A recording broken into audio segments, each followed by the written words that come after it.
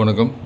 நேற்று நம்ம மார்க்கெட் பெரிய அளவில் ஏற்றம் இல்லை அப்படின்னாலும் ஒரு ப்ளஸில் வந்து முடிஞ்சிருக்கு அப்படின்றது ஒரு நல்லதாக எடுத்துக்கலாம். நேற்று ஒரு புள்ளிகள் மட்டும் தான் நேற்று வந்து ப்ளஸ் பேங்க் நிஃப்டி நேற்று மைனஸ் கிட்டத்தட்ட ஒரு 200 புள்ளிகள் கிட்ட இது வந்து டவுனில் வந்து முடிஞ்சது நேற்று.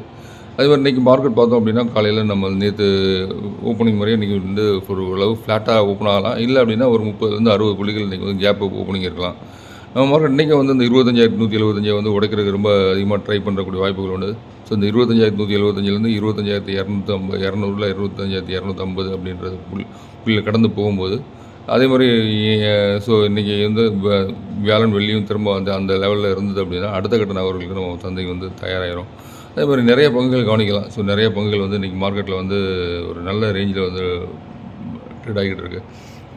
அது குறிப்பாக பார்க்கணும் அப்படின்னா ஐடி பங்குகள் ஏறாமல் இருக்குது. ஸோ இந்த செஷனில் வந்து ஐடி பங்குகள் ஏறக்கூடிய வாய்ப்புகள் உண்டு அப்படின்னு தோணுது.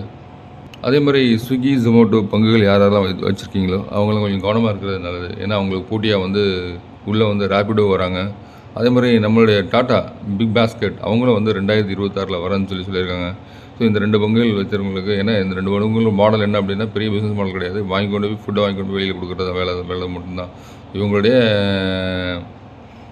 பிளாட்ஃபார்மில் வர்ற ஆர்டரை டெலிவரி கொடுக்குற வேலை தான். அதுக்கு வந்து பசங்களை வச்சு டெலிவரி பண்ணுறாங்க. ஸோ அதுக்கு வந்து பெரிய அளவில் காஸ்ட் வந்து இவங்க வாங்குறாங்க. ஸோ அதுக்கு வந்து ரேப்பிடோ வந்து அதுக்கு வந்து ஒரு இது வைக்கிறாங்க, டாட் வைக்கிறாங்க இவங்களுக்கு. எப்படின்னா இவங்களுக்கு வந்து எம்சி சிக்கன் அப்படின்னு ஒரு சிக்கன் இது இருக்குது இல்லையா, அந்த எம்சி சிக்கனை வந்து ஆக்சுவல் காஸ்ட் பார்த்தோம் அப்படின்னா 199 ஆக்சுவல் காஸ்ட் ஆகுது.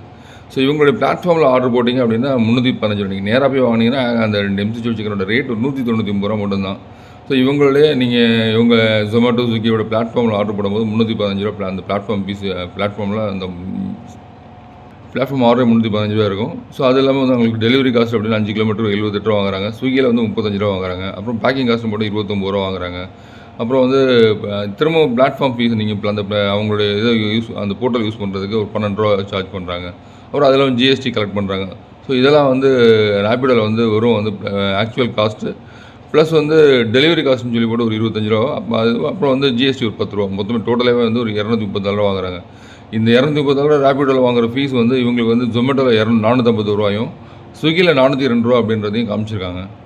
தொடர்ந்து கவனிக்கக்கூடிய பங்குகள் ஆப்பிள் இண்டியா, அப்புறம் Allied Blenders Distillers, Adani Power, PN Gadgil Jewellers, Jindal Saw, Anupam Rasayan, Hindustan Zinc, Genus Power, Quick Heal Technologies, Ramakrishna Forgings, Ujjivan Small Finance, Camlin Fine Science, Fortis Health Care, Borosil Renewables, Engineers India, Reliance Power, Redington, Adani Total Gas, Persistent Systems, டாட் Reddy Lab, Axis Bank, Tata invest